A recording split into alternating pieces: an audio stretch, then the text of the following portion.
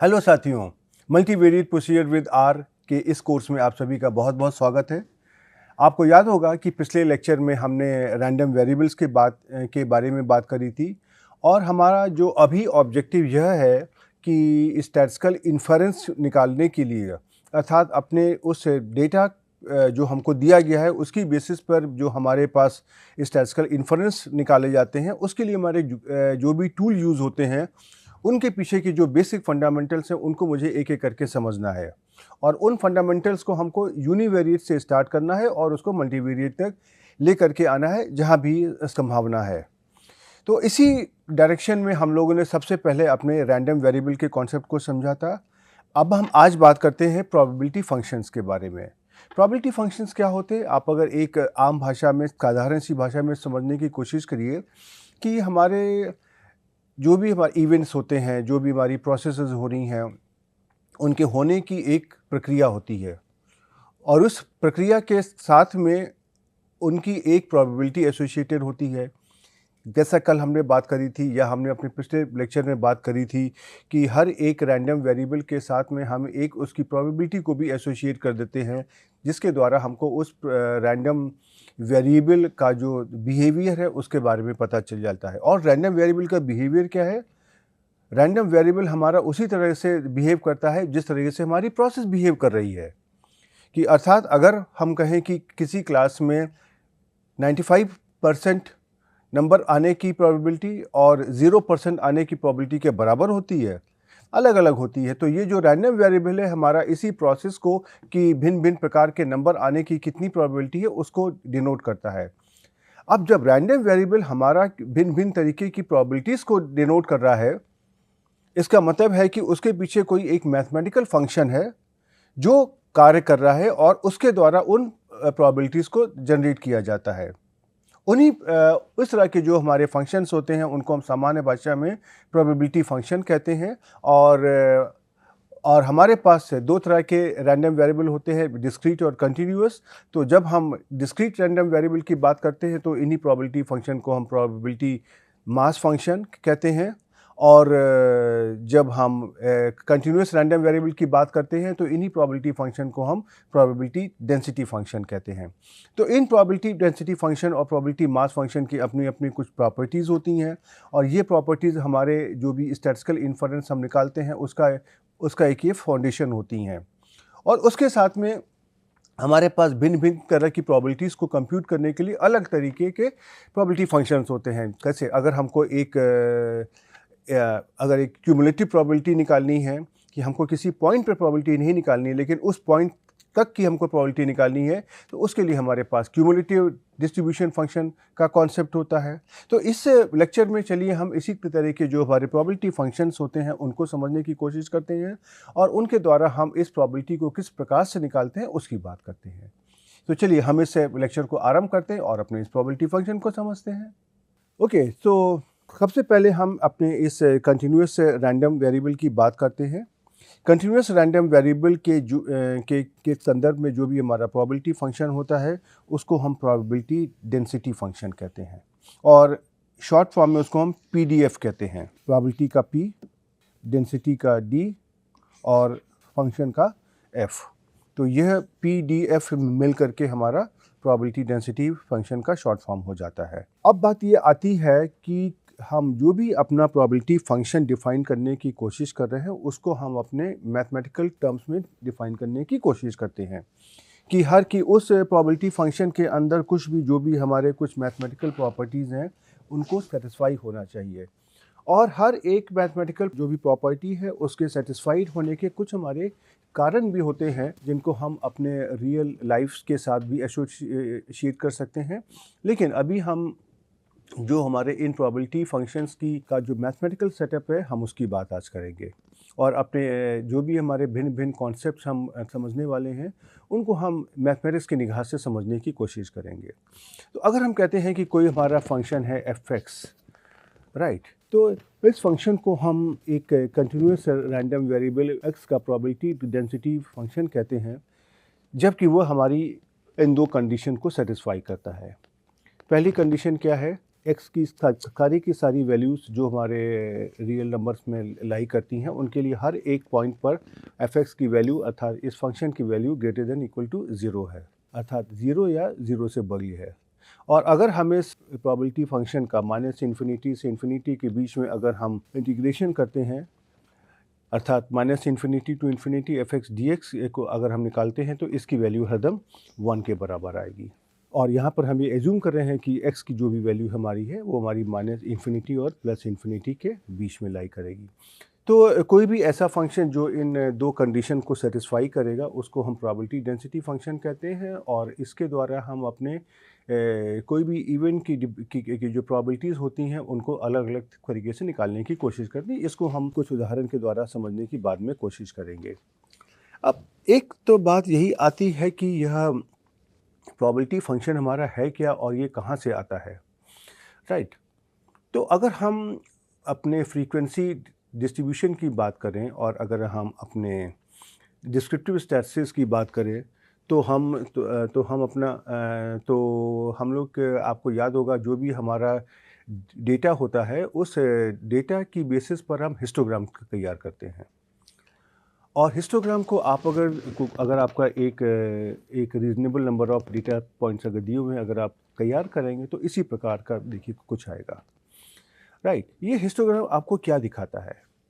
आप देखेंगे कि जो हमारा हिस्टोग्राम का जो हमारा स्ट्रक्चर होता था वहाँ पर हम एक्स एक्सिस पर हम एक्स की जो भी वैल्यूज़ लेते थे और वाई एक्सिस पर हम अपनी फ्रीक्वेंसी एब्सोल्यूट फ्रीक्वेंसी या रिलेटिव फ्रीक्वेंसी की बात करते थे। लेकिन हम यहाँ पर अभी हम रिलेटिव फ्रीक्वेंसी की बात करेंगे। तो रिलेटिव फ्रीक्वेंसी में क्या खास बात होती है कि यह हरदम 0 और 1 के बीच में होती है। फिर हम क्या करते थे, हमारी जो भी एक्स की वैल्यूज़ आती थी उनको हम डिफरेंट इंटरवल्स में अगर हम डिवाइड करते हुए उनकी क्या रिलेटिव फ्रीक्वेंसी है उसको इस प्रकार से प्लॉट करने की कोशिश करते थे। और जो भी हर एक बार का जो हमारा एरिया आता था वो हमारी उस रिलेटिव फ्रीक्वेंसी के प्रोपोर्शनल होता था। और अगर हम बार की जो विड्थ होती उसको बराबर मान लेते थे तो जो बार की हाइट को देख करके हमको पता चल जाता था कि किस पॉइंट पर प्रोबेबिलिटी कम या ज़्यादा है, राइट। तो अगर आप रिलेटिव फ्रीक्वेंसी को सोचें तो रिलेटिव फ्रीक्वेंसी क्या होती है? किसी भी क्लास की रिलेटिव फ्रीक्वेंसी क्या होती है? उस क्लास की फ्रीक्वेंसी और उसको हम जो उसकी टोटल फ्रीक्वेंसी है उसी से हम इसका रेशियो निकालते हैं। तो ये भी हमारी 0 और 1 के बीच में हरदम होती है। तो अगर आप प्रोबेबिलिटी की जो बेसिक डेफिनेशन है जो आपने पहले पढ़ के रखी थी कि कोई भी इवेंट के होने की जो प्रोबेबिलिटी होती है क्या होती है, जो भी हमारे पास फेवरेबल नंबर ऑफ पॉइंट्स हैं उनकी संख्या divided by total number of points, right. तो उसको आप अपनी और इसको आपने एक m/n के फॉर्म में समझने की कोशिश करी थी। तो अगर आप इस प्रोबेबिलिटी को अपनी इस रिलेटिव फ्रीक्वेंसी के साथ अगर मैच करने की कोशिश करें तो जो रिलेटिव फ्रीक्वेंसी है ये भी हमको एक प्रकार की प्रोबेबिलिटी देती है। तो इस हिस्टोग्राम को अगर हम यहाँ पे देखते हैं जो हमने यहाँ पे एक लिया हुआ है, और अगर हम इस हिस्टोग्राम के हर एक हिस्टोग्राम में जो उसका बीच का पॉइंट है, राइट, उसको अगर हम ले लेते हैं इस प्रकार से, और अगर हम एक ऐसा स्मूथ कर्व ड्रॉ करते हैं कि जो इन सारे के सारे मिड पॉइंट्स के बीच से होता हुआ जा रहा है, अगर हम कहें जैसे कि इस तरीके का अगर हम ड्रॉ करते हैं, राइट, मैं हाथ से कर रहा हूँ तो हो सकता है कि बहुत अच्छा कर्व नहीं बनेगा, लेकिन ये जो हमारा कर्व है इसको मैंने देखिए अपनी इस दूसरी पिक्चर में नीले रंग से यहाँ पर ये ड्रॉ किया हुआ है। तो ये कर्व क्या है? अगर हम यहाँ पर देखने की कोशिश करें, अगर हम मान लीजिए इस वाले बार की बात करते हैं तो ये हमको कर्व यहाँ पर इसमें क्या दिखा रहा है, ये इसकी रिलेटिव फ्रीक्वेंसी है, रिलेटिव फ्रीक्वेंसी है, या अगर हम कहें इसको हमने यहाँ पर एफ एक्स अर्थात जो अपना प्रोबेबिलिटी डेंसिटी फंक्शन है उसकी वैल्यू को लिया हुआ है। अर्थात कोई वैल्यू अगर हमारी इस पॉइंट और इस पॉइंट के बीच में अगर हम कहें ए से बी के बीच में अगर लाई कर रही हैं तो इस इवेंट के होने की प्रोबेबिलिटी कितनी है, इसको हम यहाँ से जो भी हमारी वैल्यू आई है वो वाई एक्सिस पर वहाँ से देख करके निकाल सकते हैं, राइट। तो जो प्रोबेबिलिटी डेंसिटी का कॉन्सेप्ट आप अगर एक एप्लीकेशन पॉइंट ऑफ व्यू से अगर समझने की कोशिश करें तो हम जो भी हमारा डेटा आता है उससे हम हिस्टोग्राम तैयार करते हैं और हिस्टोग्राम की जो मिडिल वैल्यूज़ होती हैं उनको जॉइन करता हुआ एक स्मूथ कर्व खींच देते हैं और वो हमारा उस इवेंट का जो प्रोबेबिलिटी का बिहेवियर है उसको दिखाता है।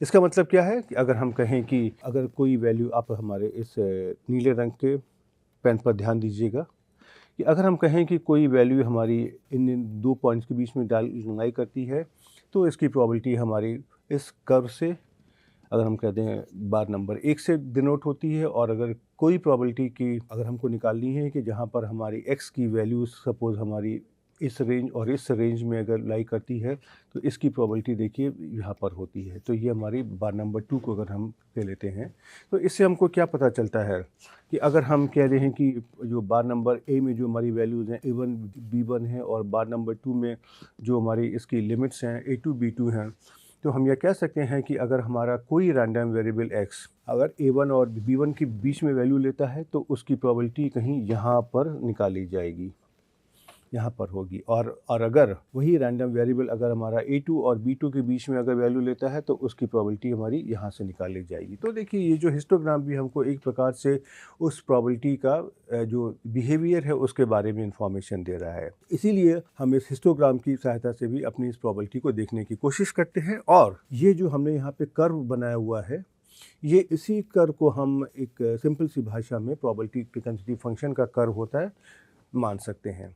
अब ये कर्व हमारे जिस प्रकार से हमारे भिन्न भिन्न तरह की घटनाएं होती हैं उसके ऊपर डिपेंड करता है, राइट। जैसे कि मैंने आपको बताया यहाँ पर कि अगर हम कोई भी अगर अपनी एक अगर हम यहाँ पे बार लेते हैं, बार नंबर 1 और बार नंबर यहाँ पे लेते हैं 2, तो आप देख सकते हैं कि यहाँ पर अगर हमारी रेंज इन दो पॉइंट्स की A1 B1 है, और बार नंबर 2 में हमारी इन जो क्लास का इंटरवल है A2 B2 है, तो आप कह सकते हैं कि कोई भी अगर हमारा रैंडम वेरिएबल x है, तो उसके A1 और B1 में होने की जो प्रोबेबिलिटी है A2 और B2 के बीच में लाई करने की प्रोबेबिलिटी से कहीं ज़्यादा है, राइट। तो हम ये कह सकते हैं कि जो हमारी रिलेटिव फ्रीक्वेंसी होती है, ये हमारी एक प्रोबेबिलिटी का एक एस्टिमेट होती है, कब, जब वह वैल्यू हमारे उस इंटरवल के अंदर लाई करती है, राइट। और अगर आप ऐसे मानिए कि इन जो भी आपने यहाँ पे जो भी ये जो अपनी बार्स ली हुई हैं, इनकी अगर विड्थ को आप अगर बहुत कम करते जाते हैं, छोटा करते जाते हैं,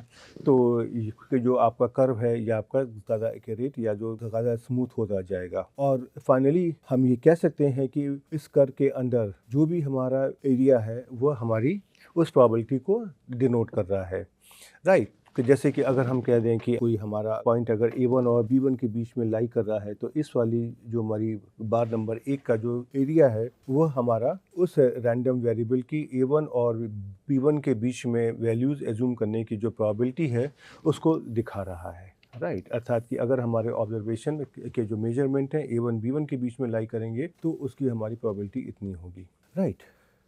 अब इसी प्रोबेबिलिटी फंक्शन के साथ में आप अगर सोचें, तो हमारे पास दो तरह के प्रोबेबिलिटी के कॉन्सेप्ट हो सकते हैं। कि अगर हम कहते हैं कि सुबह 9 बजे से 10 बजे के बीच में हमारी आज बारिश होने की कितनी प्रोबेबिलिटी है, 10 से 11 बजे के बीच में होने की क्या प्रोबेबिलिटी है, और 11 से 12 बजे के बीच में बारिश होने की क्या प्रोबेबिलिटी है, राइट। तो यह तीनों प्रोबेबिलिटी हमारी अलग अलग आएंगी। तो इसको हम अपने प्रोबेबिलिटी डेंसिटी फंक्शन के द्वारा निकाल सकते हैं। लेकिन अगर हम कहें कि हमको 12 बजे तक बारिश होने की प्रोबेबिलिटी को बताइए, तो इसका मतलब क्या है कि अगर हम सुबह 9 बजे से हम स्टार्ट करते हैं प्रोबेबिलिटी को मेजर करना, तो हमको फिर 9 बजे से स्टार्ट करके 12 बजे तक हमारी जो भी प्रोबेबिलिटी जो भी बारिश होने की प्रोबेबिलिटी है उसको हमको निकालना पड़ेगा, राइट। तो जब हम तो इसमें से हम क्या करेंगे कि हम अपनी 9 से 10 बजे तक के होने की प्रोबेबिलिटी, फिर 10 से 11 बजे तक के होने की प्रोबेबिलिटी और 11 से 12 बजे के बीच में होने की प्रोबेबिलिटी को हम एक साथ जोड़ देंगे, तो उसको हम बोलते हैं क्यूमुलेटिव प्रोबेबिलिटी। तो इस तरह की कंडीशन में जहाँ पर हमको प्रोबेबिलिटी किसी पॉइंट तक होने की जो प्रोबेबिलिटी को निकालना होता है, उसको हम अपने क्यूमुलेटिव प्रोबेबिलिटी के द्वारा निकालते हैं। और इस क्यूमुलेटिव प्रोबेबिलिटी को निकालने के लिए हमारे पास क्यूमुलेटिव डिस्ट्रीब्यूशन फंक्शन का कॉन्सेप्ट होता है, जिसको हम शॉर्ट फॉर्म में CDF कहते हैं। C माने क्यूमुलेटिव का C, डिस्ट्रीब्यूशन का D और फंक्शन का F। इसको हम कह देते हैं CDF। तो इसको हम चाहे CDF या क्यूमुलेटिव डिस्ट्रीब्यूशन फंक्शन कहें, या उसको हम एक आम भाषा में, साधारण सी भाषा में डिस्ट्रीब्यूशन फंक्शन भी कह देते हैं, और इसको हम कैपिटल F से डिनोट करते हैं। तो आपको ये ध्यान रखना है कि यूजुअली हमारी स्टैटिस्टिक्स की लैंग्वेज में जब भी हम कोई कंटिन्यूस रैंडम वेरिएबल लेंगे तो अपना जो प्रोबेबिलिटी डेंसिटी फंक्शन है उसको हम स्मॉल f से डिनोट करते हैं ऐसे, और जो हमारा क्यूमुलेटिव डिस्ट्रीब्यूशन फंक्शन या डिस्ट्रीब्यूशन फंक्शन होता है उसको हम कैपिटल F से लिखते हैं, राइट। तो अगर हम कहें कि x हमारा कोई भी एक रियल नंबर है तो और रैंडम वेरिएबल हमारा है कैपिटल X, तो उसका जो हमारा डिस्ट्रीब्यूशन फंक्शन होगा उसको हम इस प्रकार से डिफाइन करते हैं, capital Fx equal to probability capital X less than equal to x। तो यहाँ पे देखिए ये वाला x क्या है, ये आपका रैंडम वेरिएबल है, ये स्मॉल x क्या है, ये इसकी वैल्यू है। तो हम ये क्या कर रहे हैं कि कोई रैंडम वेरिएबल हमारी किसी पर्टिकुलर वैल्यू, सपोज 20, इससे हमारी कम वैल्यू लेता है, इसकी प्रोबेबिलिटी क्या है। इसका मतलब ये है कि x हमारा जो भी 20 से ज़्यादा वैल्यूज़ हो गई, चाहे 1 होगी, 2 होगी या कुछ भी हो सकती हैं, वो 20 तक की टोटल वैल्यूज़ की होने की प्रोबेबिलिटी को डिनोट करेगा, राइट। तो ये जो हमारा कैपिटल F हो गया, ये हमको क्या दिखा रहा है कि कोई भी रैंडम वेरिएबल x अगर हमारा स्मॉल x से बराबर या कम वैल्यूज़ को लेगा उसकी प्रोबेबिलिटी कितनी होगी, और ये हमको कैपिटल Fx के द्वारा इंडिकेट किया जाता है, राइट। अब अगर हम इसकी बात करें कि हमको इस क्यूमुलेटिव डिस्ट्रीब्यूशन फंक्शन को किस तरीके से निकालते हैं, और उसी की बेसिस पर हमारे पास एक बहुत ही इम्पॉर्टेंट डेफिनेशन भी आती है कि हम अपने रैंडम वेरिएबल x को कंटिन्यूस कैसे डिफाइन कर सकते हैं, राइट। तो हम ये कहते हैं कि कोई भी रैंडम वेरिएबल हमारा x हमारा कंटिन्यूस तब होगा जब उसका एक फंक्शन स्मॉल fx इस प्रकार से होगा कि जहाँ पर x हमारा r को बिलोंग करता है, तो कैपिटल x हमारा -∞ से x ft dt के बराबर होगा, राइट। तो आप अगर समझने की कोशिश करिए अगर, तो ये स्मॉल f क्या है आपका, ये आपका प्रोबेबिलिटी फ्रीक्वेंसी फंक्शन है जो हमने बाद में लिया था, और जो कैपिटल Fx आपका क्या है, ये आपका CDF है, क्यूमुलेटिव डेंसिटी फंक्शन है। और अगर हम एरिया के द्वारा इसको समझने की कोशिश करें अगर, तो यहाँ पे कहीं हमारा -∞ है और यहाँ पे कहीं हमारा x है, और ये हमारा यहाँ पर Fx है अगर का ये कर्व है। तो हम अगर -∞ से x तक के इस इंटीग्रल की बात कर रहे हैं, तो यह बेसिकली ये जो इंटीग्रल है ये हमारा इस एरिया को दिखाने की कोशिश कर रहा है, राइट। तो ये जो हमारा कैपिटल Fx है, ये हमारा क्यूमुलेटिव डिस्ट्रीब्यूशन फंक्शन x हो गया, और स्मॉल fx हमारा है, ये हमारा रैंडम वेरिएबल x का प्रोबेबिलिटी डेंसिटी फंक्शन हो गया। और इसको हम इस प्रकार से भी लिख सकते हैं कि कैपिटल Fx का अगर हम फर्स्ट स्टेप डेरिवेटिव लेंगे, अर्थात d/dx ऑफ कैपिटल Fx, ये हमारा स्मॉल fx अर्थात PDF के बराबर आएगा। PDF की वैल्यू को भी हमारी स्मॉल x के ऊपर होगी, राइट। और ये हमारा सारे f के कंटिन्यूटी पॉइंट के ऊपर होल्ड करेगा। तो ये हमारे इसकी रैंडम वेरिएबल की डेफिनेशन है कि किसको हम अपने CDF और PDF का इस्तेमाल करते हुए दे सकते हैं, राइट। अब हम कुछ यहाँ पे अपने इस CDF की प्रॉपर्टीज़ हैं उनको हम देख लेते हैं, और मैं आपको यहाँ पे बताना चाहूँगा कि हमारे प्रोबेबिलिटी थ्योरी में बहुत सारे कॉन्सेप्ट्स होते हैं, लेकिन हम यहाँ पे कुछ चुने हुए कॉन्सेप्ट की ही बात हम कर रहे हैं जिनका हमको आगे इस्तेमाल पड़ने वाला है। और इन कॉन्सेप्ट्स को हम आप देखेंगे कि यूनिवेरिएट में डिस्कस कर रहे हैं, और उसको बाद में हम मल्टीवेरिएट सेटअप में एक्सटेंड करने की कोशिश करेंगे। तो अब हम यहाँ पर देखते हैं कि अपने इस प्रोबेबिलिटी डेंसिटी फंक्शन और क्यूमुलेटिव डेंसिटी फंक्शन की जो प्रॉपर्टीज़ होती हैं उनके द्वारा हम अपनी भिन्न भिन्न प्रॉपर्टीज़ को किस प्रकार से निकाल सकते हैं। तो इसकी कुछ हमारी प्रॉपर्टीज़ होती हैं, उनका हम इस्तेमाल कर सकते हैं। जैसे कि अगर हम कहें कि हमारा रैंडम वेरिएबल है कैपिटल X और उसका जो क्यूमुलेटिव डिस्ट्रीब्यूशन फंक्शन है वो है कैपिटल Fx। अब अगर हम यहाँ पे दो कोई नोन वैल्यूज़ लेते हैं या नोन कांस्टेंट लेते हैं, सपोज x1 और x2, ये हमारे नोन कांस्टेंट हैं, और इसको हमने इस प्रकार से लिया है कि x1 हमारा x2 से छोटा है, x1 लेस देन x2। तो अगर हम कैपिटल X रैंडम वेरिएबल के x1 और x2 के बीच में लाई करने की अगर हम प्रोबेबिलिटी निकालते हैं, अर्थात probability of capital X is greater than x1 and less than x2, अर्थात कैपिटल X हमारा x1 से ज़्यादा है और x2 से छोटा है, तो यह प्रोबेबिलिटी हम इस प्रकार से निकाल सकते हैं। fx2 माइनस fx1, अर्थात जो हमारा क्यूमुलेटिव डिस्ट्रीब्यूशन फंक्शन है fx, उसकी हम x2 पर वैल्यू निकाल लें और उसकी हम fx1 की वैल्यू हम x1 पर निकाल लें और दोनों का हम डिफरेंस निकाल लें fx2 माइनस fx1, जिस प्रकार से हमने ये लिखा हुआ है। और इसी चीज़ को अगर हम अपने PDF के फॉर्म में अगर हम भी लिखना चाहते हैं तो इसको हम यहाँ पे integral x1 to x2 fx dx के फॉर्मेट में भी लिख सकते हैं। ओके, इस तरीके से आप अगर देखेंगे, हमको अगर कोई प्रोबेबिलिटी डेंसिटी फंक्शन fx अगर दिया होता है तो हम किसी रैंडम वेरिएबल के किन्हीं दो वैल्यूज़ के बीच में लाई करने की प्रोबेबिलिटी को निकाल सकते हैं, राइट। और इसी चीज़ को आप अगर यहाँ पे अपने इस प्रोबेबिलिटी वाले कर्व से भी देखना चाहे अगर, तो अगर हम ये कहते हैं कि ये जो हमारा कर्व है, ये कर्व हमारा स्मॉल fx अर्थात PDF का है और ये पॉइंट हमारा अगर x1 है और ये पॉइंट x2 अगर है, तो इस कर्व का जो एरिया है उसको कैसे निकालेंगे, x1 से लेकर के x2 के बीच में fx dx, ये तो एरिया होता है ये। और इसी एरिया को हमने यहाँ पर प्रोबेबिलिटी के द्वारा देखिए दिखाने की कोशिश भी करी है, राइट। इसीलिए हमने आपको बताया था कि जो PDF के अंदर कर्व का जो एरिया आता है वो हमारे प्रोबेबिलिटी को इंडिकेट करता है। तो अब आपको उम्मीद है कि ये बात क्लियर हो जाएगी कि जो हमारी वैल्यूज़ आती हैं उसकी बेस पे हम जो हिस्टोग्राम बनाते हैं वो हमारा प्रोबेबिलिटी डेंसिटी फंक्शन या प्रोबेबिलिटी के कॉन्सेप्ट के साथ में किस प्रकार से एसोसिएटेड है।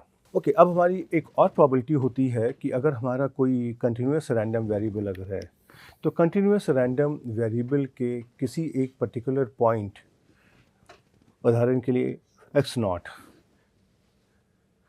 उस पॉइंट के ऊपर इस प्रोबेबिलिटी की वैल्यू 0 होती है, 0 होती है। अर्थात कि कोई रैंडम वेरिएबल x हमारा किसी पर्टिकुलर पॉइंट की वैल्यू को एज्यूम करे x0, इसकी प्रोबेबिलिटी 0 होती है।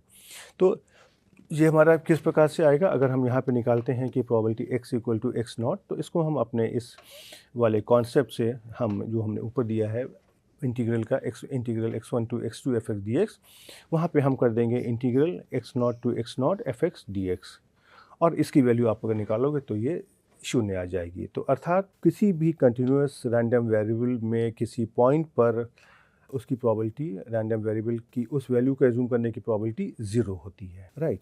अब हम आपको एक छोटा सा यहाँ पे उदाहरण लेते हैं और उसके द्वारा हम आपको दिखाते हैं कि हम अपने इस PDF के द्वारा इन भिन्न भिन्न तरीके की प्रोबेबिलिटीज़ को कैसे निकाल सकते हैं। जैसे एक हमने यहाँ पे अपने कंटिन्यूस रैंडम वेरिएबल का एक प्रोबेबिलिटी डेंसिटी फंक्शन लिया है इस प्रकार से, fx है, स्मॉल fx, जो हमारी अगर हमारी x की value greater than equal to 0 होती है तो उसकी वैल्यू होती है एक्सपोनेंशियल ऑफ -x, और अगर x की वैल्यू लेस देन 0 होती है तो इसकी वैल्यू हमारी 0 होती है। इसका मतलब ये है कि कोई हमारी एक ऐसी प्रोसेस है जो इस प्रकार के मैथमेटिकल फंक्शन को फॉलो कर रही है। अब हमको यह निकालना है यहाँ पे कि अगर हमारा रैंडम वेरिएबल कोई दो वैल्यूज़ a और b के बीच में अगर लाई करता है तो इस घटना के या इस इवेंट के होने की प्रोबेबिलिटी कितनी है। तो उसको हम सिंपली यहाँ पे integration a to b fx ds के द्वारा हम इसको यहाँ पे बहुत आराम से निकाल सकते हैं। और इसको अगर आप इस कर्व के माध्यम से अगर देखना चाहें तो एक्सपोनेंशियल ऑफ -x का कर्व मैंने देखिए यहाँ पर ये प्लॉट किया हुआ है। और अगर हम कहें कि हमारे पास दो पॉइंट हमारे हैं a और b, तो उनके बीच में इस कर्व के द्वारा जो हमारा प्रोजेक्टेड एरिया है ये हमने इस शेडेड एरिया के द्वारा दिखाया हुआ है और यही जो एरिया है यही हमारी इसकी प्रोबेबिलिटी होती है। तो अगर एक और हम यहाँ पे उदाहरण लेते हैं और उसके द्वारा हम आपको इस तरह की प्रोबेबिलिटीज़ को कंप्यूट करके दिखाते हैं सो दैट कि आपको समझ में आ जाएगा कि हमारे फंक्शन किस प्रकार से इस्तेमाल होते हैं। जैसे कि अगर आपने देखा है कि कोई भी रेलवे स्टेशन पे या मेट्रो स्टेशन पे जो हमारी ट्रेन्स होती हैं वो एक समय के अंतराल के बाद आती हैं।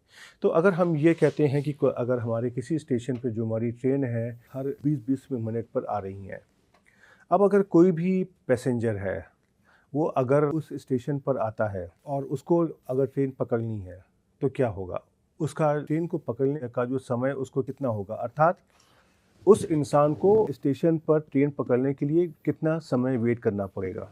तो इसको हम कह सकते हैं कि waiting time of the train, right. कि कोई आदमी अगर हम कहें कि मान लीजिए कि जैसे जैसे अभी अगर ट्रेन छूटी है 2 मिनट पहले तो अगली ट्रेन तो 18 मिनट के बाद ही आएगी, तो उस इंसान को 18 मिनट वेट करना पड़ेगा। और अगर ट्रेन अगर 2 मिनट बाद आने वाली है और अगर वो स्टेशन पर आ जाता है तो उसको खाली 2 मिनट का वेट करना पड़ेगा। लेकिन जब कोई आदमी स्टेशन पर आ रहा है तो उसको कितना वेट करना पड़ेगा अपनी ट्रेन के लिए ये नहीं पता है, इसीलिए ये हमारा एक रैंडम फिनोमेना हो जाएगा।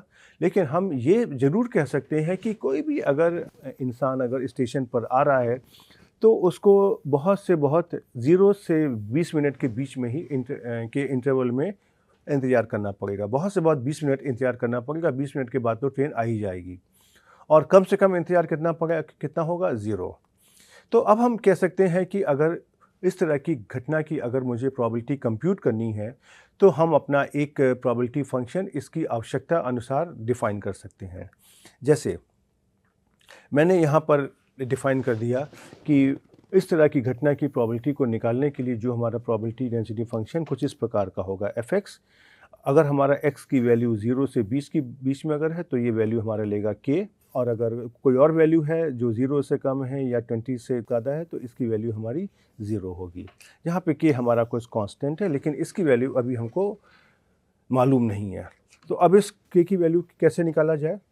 तो हमको अपने प्रोबेबिलिटी डेंसिटी फंक्शन की जो प्रॉपर्टीज़ होती हैं वहाँ से ये पता है कि अगर हम integral over range of x अगर हम करेंगे fx dx तो इसकी वैल्यू हमारी कितनी होनी चाहिए? 1। तो हमने क्या कर दिया?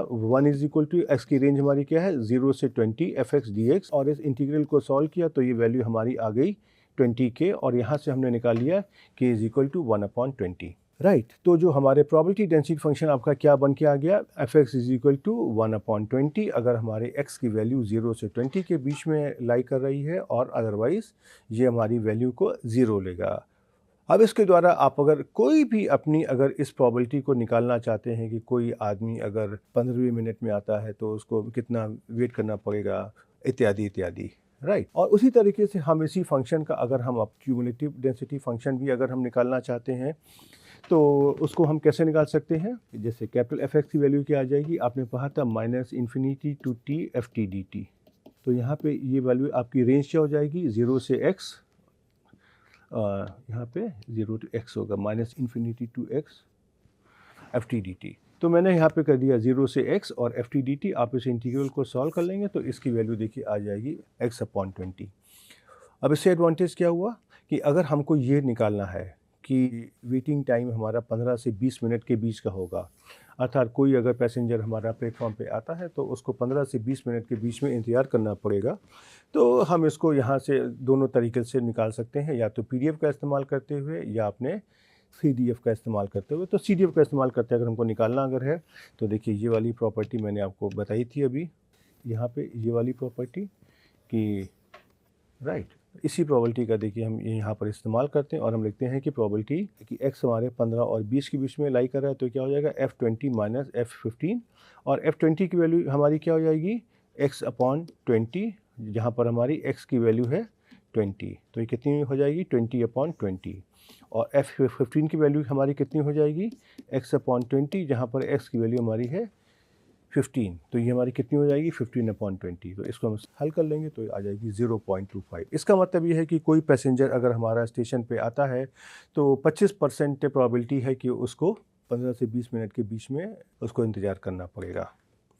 राइट, तो इस तरह की आप देखेंगे कि भिन्न भिन्न तरह की प्रोबेबिलिटीज़ हैं जिनको हम अपने कंटिन्यूस रैंडम वेरिएबल के संदर्भ में निकाल सकते हैं। जिस प्रकार से हमने यहाँ पे अपने इस कंटिन्यूस रैंडम वेरिएबल की बात करी है और इसकी भिन्न भिन्न प्रॉपर्टीज़ की बात करी है, उसी तरीके से हमारे पास डिस्क्रीट रैंडम वेरिएबल के संदर्भ में भी यही प्रॉपर्टीज़ होती हैं। और जब हम एक डिस्क्रीट रैंडम वेरिएबल की बात करते हैं तो जो कॉन्सेप्ट हमारा प्रोबेबिलिटी डेंसिटी फंक्शन का था उसको हम अपने कंटिन्यूस रैंडम वेरिएबल के केस में, उसी कॉन्सेप्ट को अपने डिस्क्रीट के केस में हम प्रोबेबिलिटी मास फंक्शन कहते हैं। राइट, तो ये जो हमारा प्रोबेबिलिटी मास फंक्शन होता है, चूँकि यहाँ पे x हमारा डिस्क्रीट रैंडम वेरिएबल है, तो जो भी हमारे x जिन जिन वैल्यूज़ को एज्यूम करेगा उसके अकॉर्डिंग हमारा प्रोबेबिलिटी उस रेंज में किस प्रकार से डिस्ट्रीब्यूटेड है उसके बारे में इंफॉर्मेशन देगा। राइट, अब चूंकि डिस्क्रीट रैंडम वेरिएबल के केस में आपको पता है कि डिस्क्रीट रैंडम वेरिएबल कुछ ही वैल्यूज़ पर अपनी वैल्यू लेता है, ये हमारा कंटिन्यूस रैंडम वेरिएबल की तरह हर वैल्यू पर वैल्यू नहीं लेता है, राइट। तो इसलिए चूंकि डिस्क्रीट डिस्ट्रीब्यूशन हमारा कुछ वैल्यूज़ पर ही प्रोबेबिलिटीज़ को एज्यूम करेगा, या हम ऐसे कर सकते हैं कि जिन जिन वैल्यूज़ पर हमारा डिस्क्रीट रैंडम वेरिएबल वैल्यूज़ ले रहा है, हमारी सारी की सारी प्रोबेबिलिटीज़ उन सारे पॉइंट्स के ऊपर ही कॉन्सेंट्रेटेड होंगी, राइट। और कुछ केसेस में हमारे पास ये एडवांटेजेस होता है कि हम इन प्रोबेबिलिटी को एक मैथमेटिकल फॉर्मूलेशन के द्वारा भी दिखा सकते हैं, राइट। तो अगर हम अपने इस डिस्क्रीट रैंडम वेरिएबल की बात करते हैं, तो अगर हम कहते हैं कि कैपिटल एक्स हमारा एक डिस्क्रीट रैंडम वेरिएबल है जो हमारा के डिफरेंट वैल्यूज़ को ले रहा है, राइट। तो जो उसकी वैल्यूज़ हैं अगर हम कह दें तो वो हमारी x1 x2 करके xk के फॉर्म में आ जाएंगी। अगर हमको अपना प्रोबेबिलिटी मास फंक्शन यहाँ पे डिफ़ाइन करना है तो हम ऐसे कर सकते हैं कि कैपिटल x रैंडम वेरिएबल का जो प्रोबेबिलिटी मास फंक्शन है, अर्थात इसको ऐसे कहते हैं PMF, राइट। प्रोबेबिलिटी का p, मास का m और फंक्शन का f। तो ये जो PMF को हम इस प्रकार से डिफ़ाइन करते हैं, Px is equal to probability x equal to xi, और ये प्रोबेबिलिटी को हमने मान लिया कि सपोज हमारी PI के बराबर है, तो I goes from 1 to k, अर्थात x इक्वल टू x1 पर हमारी प्रोबेबिलिटी होगी P1 और x इक्वल टू x2 पर हमारी प्रोबेबिलिटी होगी P2 और x इक्वल टू xk पर हमारी प्रोबेबिलिटी कितनी होगी, Pk। तो इस प्रकार से आपने देखा कि इन सारे पॉइंट्स x1 x2 xk के ऊपर हमारी डिफरेंट तरीके की प्रोबेबिलिटीज़ का डिस्ट्रीब्यूशन किस प्रकार से जा रहा है, इसके बारे में आपको इन्फॉर्मेशन मिल जाती है। और कोई भी फंक्शन के प्रोबेबिलिटी मास फंक्शन होने के लिए जो भी हमारी प्रोबेबिलिटीज़ PI हैं, उनको हमारी इन दो कंडीशन को सेटिस्फाई करना पड़ेगा कि हर एक PI की वैल्यू हमारी 0 और 1 के बीच में लाई करेगी, और सारी की सारी PI का जो जोग है, सम है, वो हमारा 1 के बराबर होगा, अर्थात summation I goes from 1 to k, PI should be equal to 1, right. ये दो कंडीशंस हमारी होनी चाहिए। और जिस प्रकार से हमने कंटिन्यूस रैंडम वेरिएबल के केस में अपना क्यूमुलेटिव डिस्ट्रीब्यूशन फंक्शन डिफ़ाइन किया था, उसी तरीके से हम अपने डिस्क्रीट रैंडम वेरिएबल के केस में भी हम क्यूमुलेटिव डिस्ट्रीब्यूशन फंक्शन को डिफ़ाइन कर सकते हैं। और उस केस में अगर हम कहते हैं कि x हमारा एक डिस्क्रीट रैंडम वेरिएबल है, तो उस केस में जो हमारा CDF है उसको डिफ़ाइन करने के लिए हम इस प्रकार से डिफ़ाइन करते हैं, summation I goes from 1 to k I xi less than equal to x into PI, जहाँ पर ये जो हमारा xi फंक्शन है ये हमारा एक इंडिकेटर फंक्शन है, और इस इंडिकेटर फंक्शन को हम इस प्रकार से डिफ़ाइन करते हैं कि अगर हमारा xi हमारा x से कोई भी कम की छोटी या उससे कम वैल्यू लेगा तो इसकी वैल्यू हमारी 1 होगी, अदरवाइज़ यह 0 होगी। और जो हमारे डिस्क्रीट रैंडम वेरिएबल का जो भी हमारा CDF है, ये हरदम एक स्टेप फंक्शन होगा, इस प्रकार से अगर हम कहें कि किसी इस तरीके का, राइट। तो अब हम चलिए यहाँ पर इस लेक्चर को यहाँ पर रोकते हैं, और आप देखेंगे कि इस लेक्चर में हमने आपको जो भी प्रोबेबिलिटी थ्योरी या उससे एसोसिएटेड जो हमारे बेसिक कॉन्सेप्ट्स होते हैं उनके बारे में बात करी है। मैं आपको ये बताना चाहूँगा कि हमने यहाँ पे जिन कॉन्सेप्ट्स की बात करी है, चाहे वो रैंडम वेरिएबल्स हों, कंटिन्यूअस, डिस्क्रीट, या probability density function, probability mass function, या क्यूमुलेटिव डेंसिटी फंक्शन, हमारे डिस्क्रीट रैंडम वेरिएबल के केस में या कंटिन्यूअस रैंडम वेरिएबल के केस में, इनकी बहुत ही स्ट्रॉन्ग मैथमेटिकल डेफिनेशन होती है जिसको हम अपने BSc और MSc के कोर्सेज़ में स्टूडेंट्स को पढ़ाते हैं। लेकिन यहाँ पर हमारा ऑब्जेक्टिव कुछ और है। मैं आपको प्रोबेबिलिटी थ्योरी नहीं पढ़ा रहा हूँ, लेकिन मुझको अपने मल्टीवेरिएट एनालिसिस के जो प्रोसीजर्स हैं वहाँ भी हमको भिन्न भिन्न तरह की प्रोबेबिलिटीज़ को निकालना पड़ेगा। उसके लिए हम यहाँ पे फाउंडेशन तैयार कर रहे हैं, और इसीलिए मैंने आपको जो यूनिवेरिएट के संदर्भ में अपने प्रोबेबिलिटी के जो कॉन्सेप्ट्स होते हैं, चाहे वो रैंडम वेरिएबल हो, चाहे वो प्रोबेबिलिटी डेंसिटी फंक्शन हो, प्रोबेबिलिटी मास फंक्शन हो, या क्यूमुलेटिव डिस्ट्रीब्यूशन फंक्शन, उसके कॉन्सेप्ट को देने की कोशिश करी है।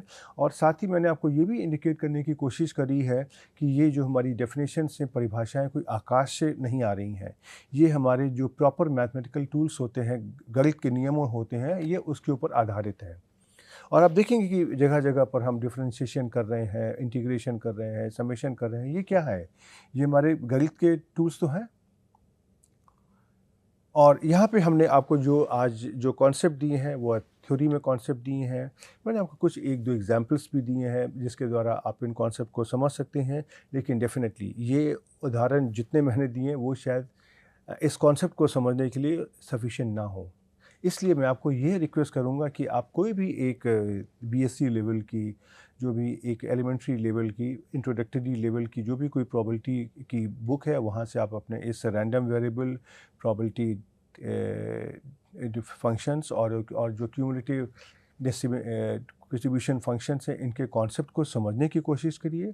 और आप देखेंगे कि उसमें बहुत सारे आपको उदाहरण भी दिए हुए हैं। उन उदाहरणों को एक बार अपने हाथ से ज़रूर हल करिए। अगर आपको पीडीएफ की वैल्यू दी है तो भिन्न-भिन्न इंटरवल्स में आपको उनकी प्रोबेबिलिटीज़ कैसे निकालेंगे, उसके बारे में आप एक बार आप जब उस इंटीग्रेशन को अपने हाथ से हल करेंगे, देन आपको दिखाई देगा कि प्रोबेबिलिटीज़ हमारी किस प्रकार से निकाली जाती हैं।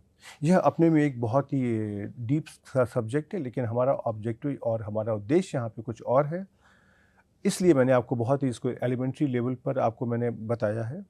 और इन्हीं कॉन्सेप्ट का हम आगे इस्तेमाल करेंगे जब हम अपने यूनिवेरिएट से बाईवेरिएट और मल्टीवेरिएट रैंडम वेरिएबल्स के संदर्भ में इन्हीं कॉन्सेप्ट्स को आगे बढ़ाएंगे। तो आप इन कॉन्सेप्ट्स को एक बार किताब से पढ़िए, समझिए और प्रैक्टिस करिए, और हम आपको अगले लेक्चर पे मिलने फिर से आएंगे जहाँ पे हम इस टॉपिक को आगे लेकर के चलेंगे। तब तक के लिए गुड बाय।